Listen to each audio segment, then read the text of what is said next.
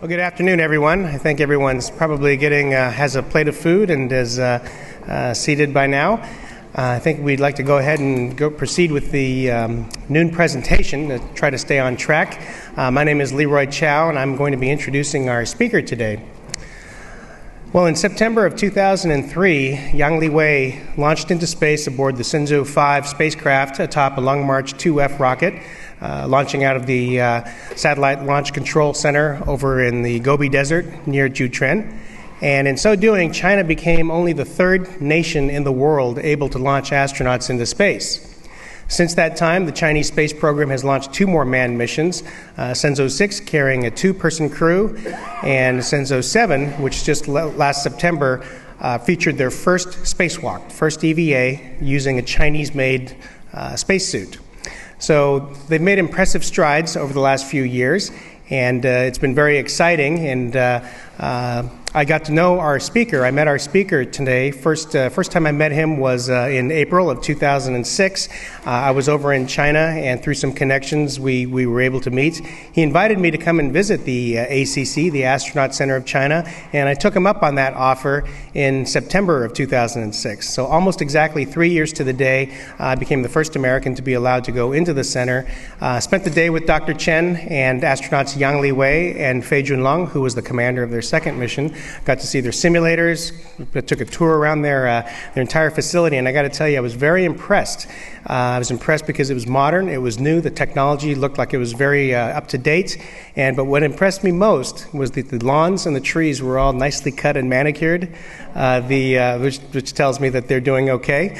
Also, what I found interesting are the street signs inside the compound are bilingual. They're both in Chinese and in English, so that hints at their openness to thinking globally. Dr. Chen, let me just give you a little brief rundown.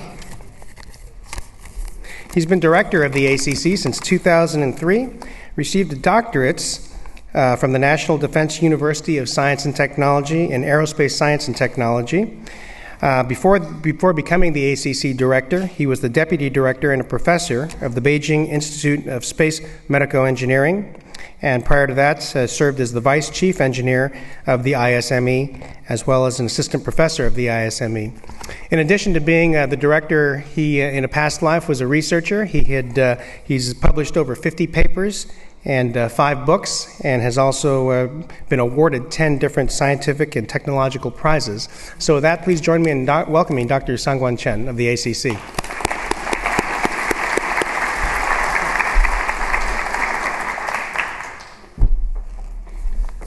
Okay, thank you very much for Dr. Chow. Ladies and gentlemen, I'm very happy to be here and take this opportunity to give a brief scan of Chinese unmanned space program, especially the new achievements in Shenzhou 7 mission. Okay, my lecture concludes 5 parts. Introduction, the initiation of 921 project, China Space Program, Space Medical Engineering discipline, and prospect.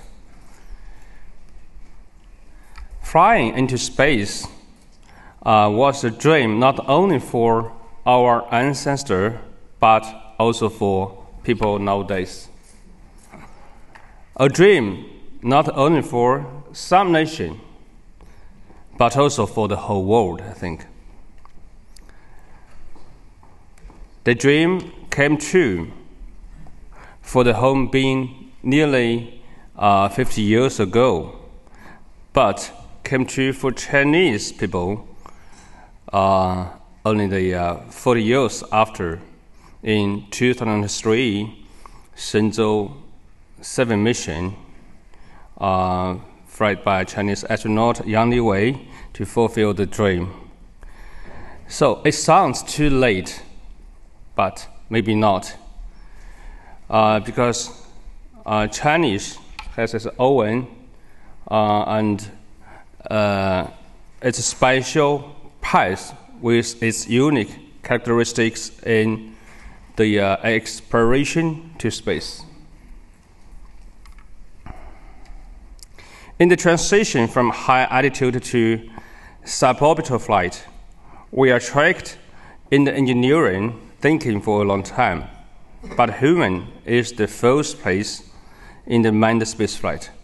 With the progress of spaceflight engineering, the human-centered medical and engineering system is full of vitality. We have worked in constructing our discipline we called space medical engineering this year.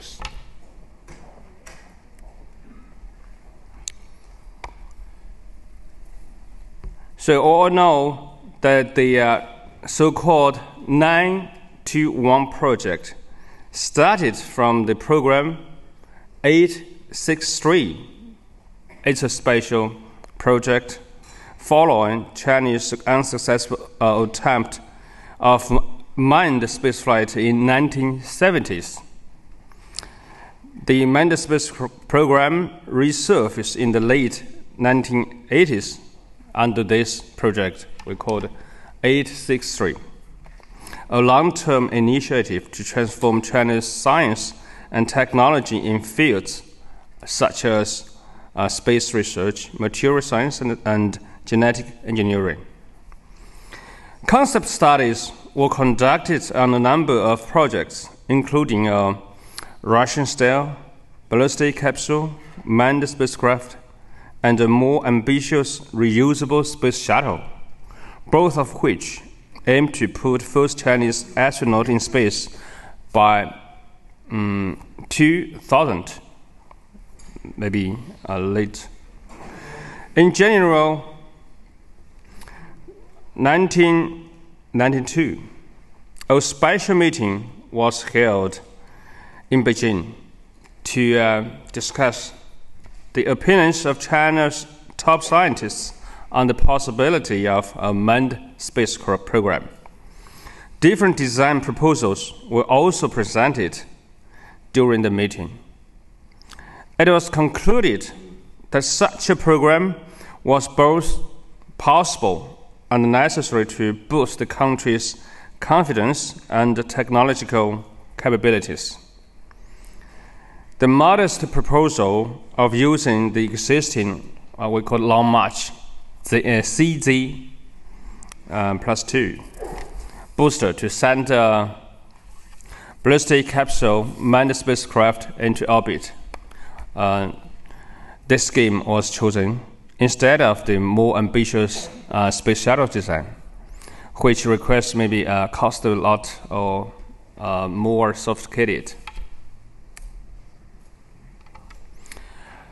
A special team consisting Chinese top aerospace scientists was formed in early 1992 to study the manned space program. In August 1992, the team delivered its report, which described the 3 steps in developing Chinese manned space program. The first step aims to develop a manned spacecraft and its supporting systems, and to put Chinese first astronaut in space and then return to the Earth safely.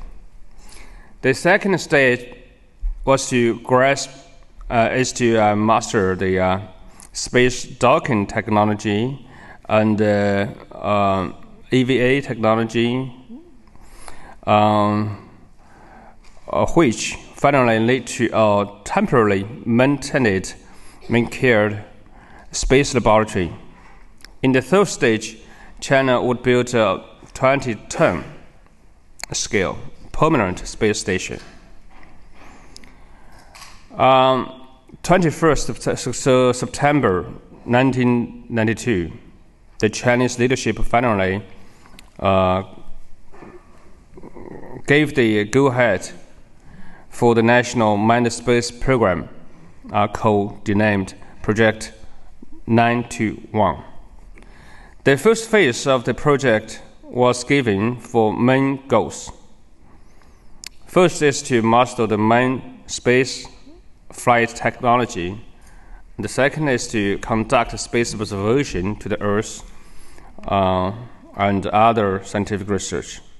The third is to develop a space Earth transportation vehicle. And finally is to obtain experience for the future permanent space station.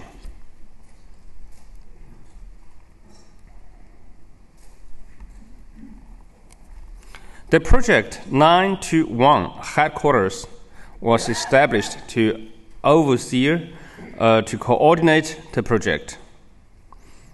Ding Honggao, the director of the Constant, was appointed as the chief director of the project at the primary stage. And then Shen Yongjun, Liu Jiyuan was the deputy directors. And Wang Yongzhi was the chief engineer, designer, responsible for the overall project management. The China Academy of Space Technology was responsible for the overall design of the Shenzhou spacecraft, with the Shanghai Academy of Space Flight Technology also involved in the spacecraft development. The Chinese Academy of Launch Vehicle Technology was responsible for the development of Long March launching vehicle.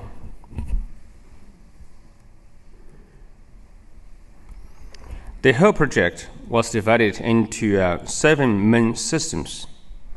Now we add a new system. So nowadays we have 8 systems. The first is the astronaut system, which is responsible by ACC. And application systems, manned spacecraft system, launch vehicle system, launch set system, and tracking, telemetry and command system, and also landing set system. The newly added system is the we called Tiangong system, also target capsule for the docking.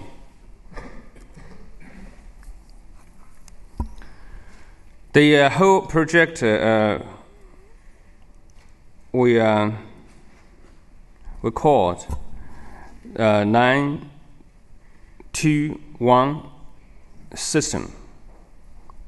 According to the 3-step strategy, China began its space program on 20th November 1999. The first unmanned experimental spacecraft, named Shenzhou 1, was launched from Zhuquan Launching Center. After orbiting the Earth 14 times in 21 hours and 11 minutes, the re-entry capsule of the spacecraft returned to the Earth and landed in the landing set as scheduled, marking the first milestone in the 921 program.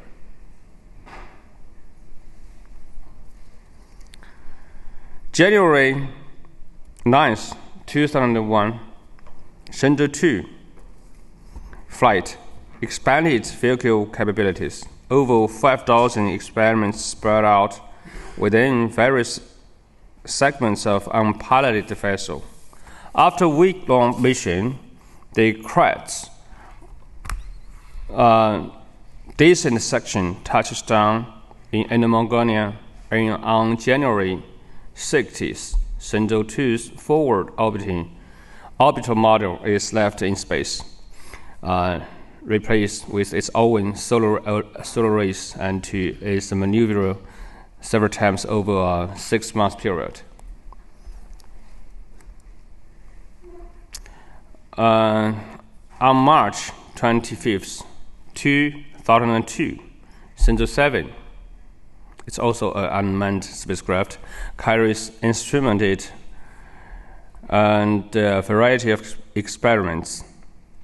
Similar in many respects to Shenzhou 2 test hop, the vehicle's orbital module is left in space. Recoverable re-entry module parachutes into the grassland of Inner Mongolia on April 1st. Orbital module circles the Earth plunging into atmosphere in November. On December 29th, 2002, the same year, Shenzhou 4 orbits the Earth. Perhaps they are signaling all clear for China's first space travelers to be launched in 2003. So, following 4 unmanned space flights between 1999 and 2002, Shenzhou 5 launched on 15 October 2003. It was China's first manned space mission. The first manned flight mission solely aimed at the safe launching and the returning of the spaceship and its crew, with no other mission added to the flight schedule. As a result, the flight plan was highly conservative. The spaceship, which was designed to accommodate up to 3 astronauts, had only 1 crew, also all know Dr. Yang Liwei. The successful launching and recovery of Shenzhou 5 announced that China became the 3rd country in the world to develop manned spaceflight independently.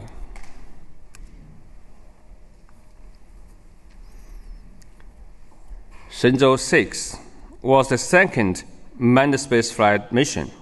During 2 astronauts, Commander Fei Junong and Li Haisheng, engineer Li Haisheng, spent 5 days in low Earth orbit. For the first time, the astronauts were able to take off their heavy spacesuit and enter the orbital module to conduct scientific experiments.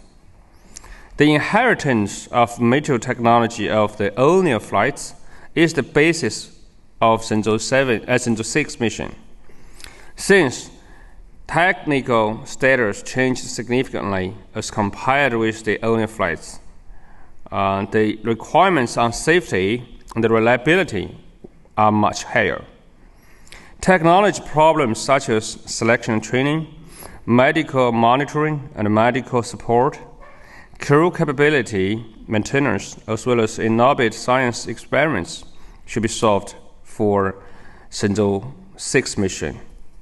On the one hand, the adaptation to the specific situation in China and the characteristics of Chinese manned spaceflight are considered during the research. On the other hand, mission requirements must be satisfied. Looking back at the Shenzhou 6 manned spaceflight, Astronaut Center of China emphasized human-centered technical research such as selection training, crew, healthcare, and space science experiments activities. During Shenzhou 6 mission, the multi-day and multi-person flight, as well as the manned attended scientific experiments, make a new breakthrough for Chinese manned space mission.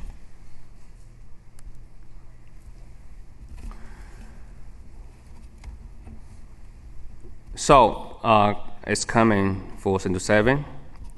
The Shenzhou 7 spacecraft carrying the 3 crew members was launched on September 25th last year. The mission lasted 3 days, after which the craft landed safely in Inner Mongolia, Sizhiwang Banner, in central Inner Mongolia on September 28th, 2008. On September 27th, Zai Zhigang, wearing a Chinese-developed Feitian flying space, we call it Feitian in Chinese, EVA spacesuit, conduct our 20-minute spacewalk, and the first ever for a Chinese astronaut. Compared with the Shenzhou 6, the main technique status changes of Shenzhou 7 include The first is the orbital module was equipped with 2 sets of EVA chute. One is made of China, one was from Russia. Second, the orbital module was modified to be living cabin and airlock cabin. The third, the mission crew was selected and trained for executing EVA. And the fourth is a mini annual-raised satellite was a company satellite was released, and the solid materials was conducted during the mission. ACC took the challenges in several respects. First is to develop the EVA chute, and first the EVA training for the astronauts, and EVA medical support for the crew members.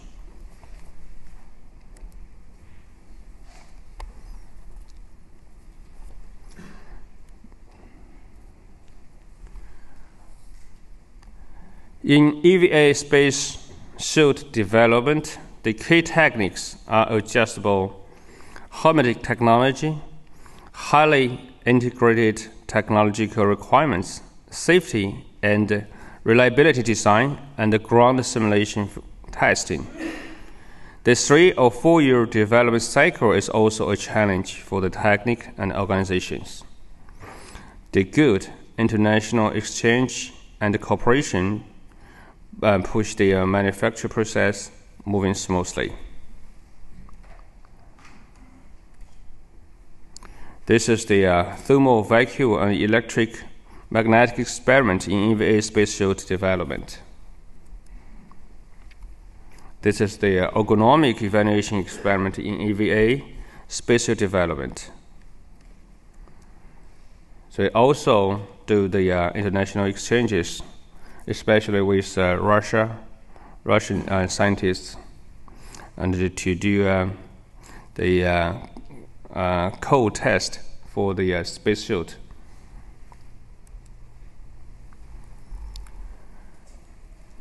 The second is the EVA crew selection training.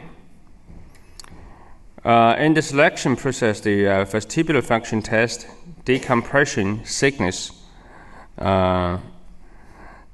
test, and also EVA training scores were given higher weights. In the training technology, new training methods related to EVA needed to be established, and the new coach groups need to be shipped. This is the EVA procedure training under normal pressure.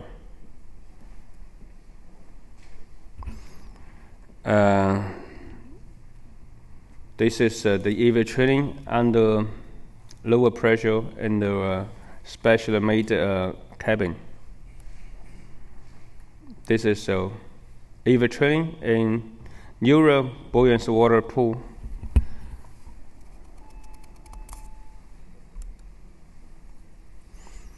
The third challenge is the crew members' health care and support. In Shenzhou 7 mission, the program of executing EVA at the end of second flight day gave rise to a lot of troubles in national health monitoring and the surface works. Not only the space motion sickness we must control in a certain level, the decompression sickness and the fatigue also should be treated. Composite protection system that included astronaut selection training, drug use and diagnosis and treatment techniques were formed.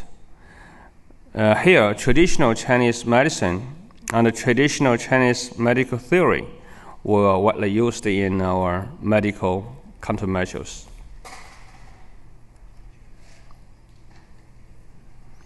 The fourth challenge is the medical and the economic evaluation. The EVA medical demands in EVA, such as the medical demands for airlock cabin, pressure boosting and reducing rate, atmosphere environment requirements for breathing oxygen actuators, and the medical request for EVA space suit were also given after manned low pressure test and the heat vacuum treatment and the consulted main cabin suit test. The ergonomic demands on the evaluation of the entry vehicle overall arrangement, mobile space, EVA outlet, EVA cabin door, handrail, foot limiter, monitor unit, and also control unit in airlock cabin were given. The human geometry matching, joint mobility, operation achievable region, glove flexibility, helmet vision, and eyesight were also evaluated. Results were gained from EVA spacesuit ergonomic measurements experiment, cabin door passage test, ergonomic test underwater, and concerted main cabin suit test.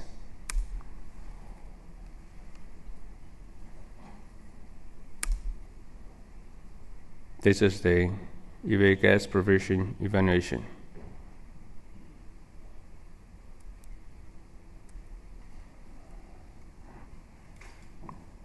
This is the oxygen provision outflow adjustment test in emergency and condition. Next, I will give a brief introduction of discipline that developed for nearly 40 years in our center. It is called space medical engineering.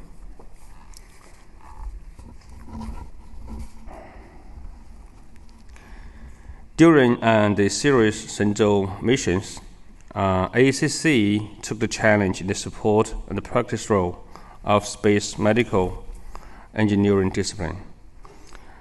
Space medical engineering is a multidisciplinary subject. The synthetic applied subjects combines medical with medicine with engineering, with the guidance of system theory.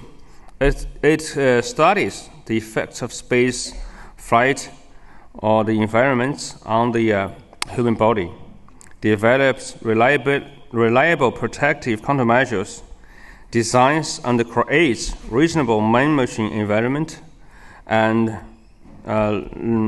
seeks the optimal combination of man, machine, and the environment of the manned space system to ensure the safety, health, and high efficiency for the crew members.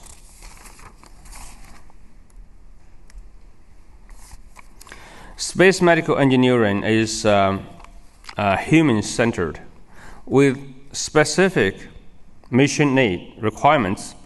It integrates the knowledge, theory, and the technology of many subjects such as biology, medicine, electronics, and mechanical engineering activities.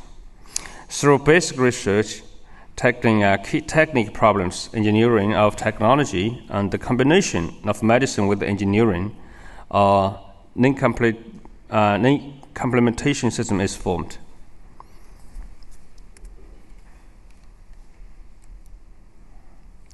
Through 40 years of development and practice, we have established the astronaut system and the training system and tackle the technical problems, including establishment of astronaut selection methods and standards, training outline and schedule, as well as their implementation. Astronaut or training in the simulator we developed in our center. And this is the astronaut is performing escape training in the lake. This is the escape tower training. This is the medical monitoring and the support system we built. Our center has possessed the capability to prove, design and test the astronaut system and the environmental control and the life support system in manned space flight engineering.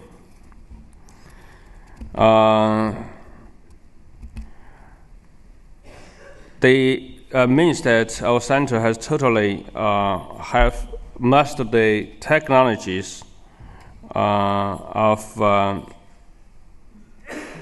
atmosphere control inside the space cabin, including pressure, temperature, oxygen supply, and the cabin oxygen removal, and food, and the potable water supply, development of sanitary facilities, and the fire extinguishing technology, as well as reusable and regenerative life support technologies. The primary techniques and requirements to design, manufacture, and test the products of spacecraft environment control and the life support system, space suit engineering, space medical monitoring instrument, space food engineering, and actuators were also developed.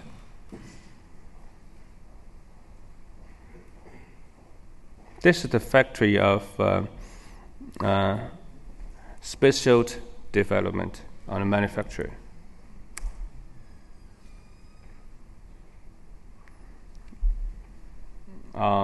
The breakthroughs has been made in physics, chemistry, reborn life support system, and experiment simulation cabin were built up to perform long-duration proof test.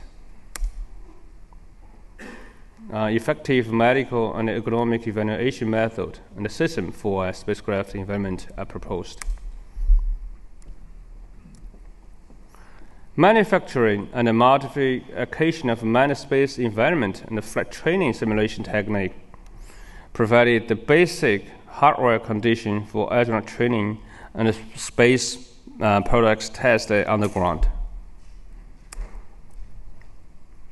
And the physiological effects of weightlessness and the countermeasures are systematically studied, and a series of ground-based gravity simulation facilities were founded. Medical experiment technology suitable for Chinese current spaceflight experiment conditions was established.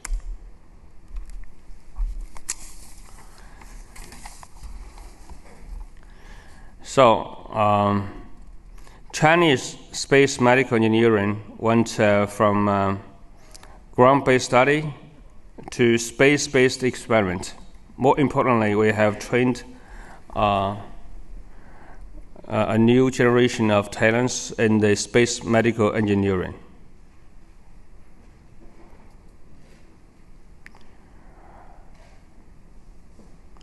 International Space Station, back to the moon, and manned Mars exploration are the clear target of the international manned spaceflight roadmap at the moment. According to the three-step strategy in Chinese space program, they are successful of Shenzhou 7 announced the onset of the second step. In the second step, we will make a breakthrough in space rendezvous and docking technology and the launch of space laboratory to solve a certain scale, short-term care of space applications. Now, Chinese manned space mission and our space medical engineering discipline face the challenges of transition from short-term space mission, space flight, to middle or long-term space flight. Not only the rendezvous and docking training project and astronaut selection strategy needed to be established. Space emergency technique, remote clinical diagnosis and treatment capability need to be developed. Most products that run in space also need to tolerance the long life, high safety demand and the high level reliability test. A lot of man-participated experiments will be executed in space and orbital countermeasures that depends on the training device will be put into the operation. So no doubt that space medical engineering will be enriched and developed and have more application in ongoing manned space missions. At the same time, the development of space medical engineering will help the accomplishment of the manned space mission and will promote the development of manned space technology. And we also hope that will establish the cooperations with many countries and make some contributions to the world manned space exploration. Thank you for your attention.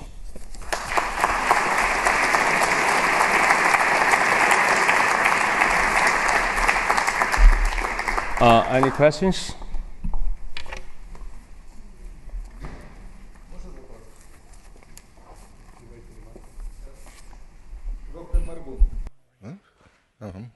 Dr. Morgan, in the 1990s, in the end, your two astronauts were training at Star City as a commander and a flight engineer. Could you please tell me how are you planning to use these two astronauts in your program?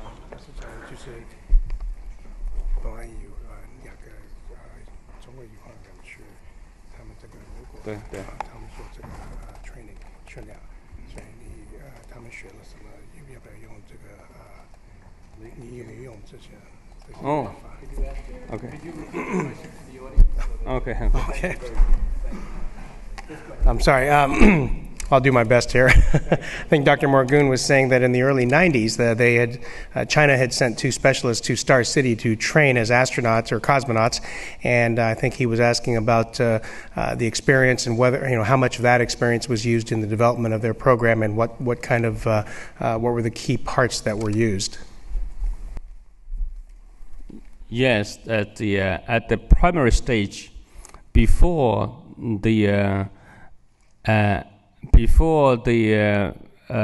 forming of the first Chinese astronaut team, we sent two instructors to Russia, to Star City, to be trained. I think the experience of the training in Star City has of a good help for Chinese, the selection and training systems establishment. Thank you.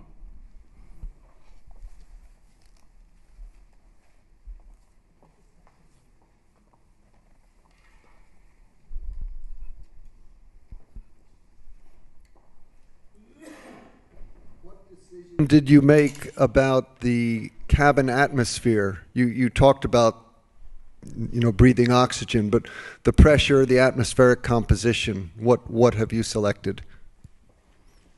You mean in the cabin? The standards, it is almost the 1 atmosphere. So it's very close to the human being on the ground, I think. You mentioned your increased emphasis on treating vestibular function in selection and also your use of traditional Chinese medicine in treating space motion sickness. Can you tell us what you did and how well it worked? As I mentioned in my lecture that during the astronaut training on the ground and also during the space flight, that we tried a lot to use Chinese medicine. Of course, it's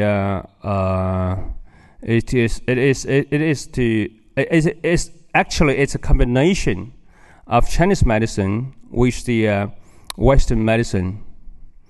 I think the two different systems can work efficiently. So you can see the results from the 6 flown Chinese astronauts from the behavioral in the spaceflight and also the recovery level after the returning to Earth. Yeah, thank you. You said you used some different protocols for your spacewalks, for the EVAs, the removal of nitrogen from the bloodstream. Can you talk about what was different about your protocols that you used for the spacewalks? You mean the whole EVA process? No, just before the EVA, the way that you remove the nitrogen. You said you used a different process than was normally used for spacewalks to prepare actually, the principles are same. Okay, use the same. Yeah, the principles are same. I think at the current stage. Okay, any more?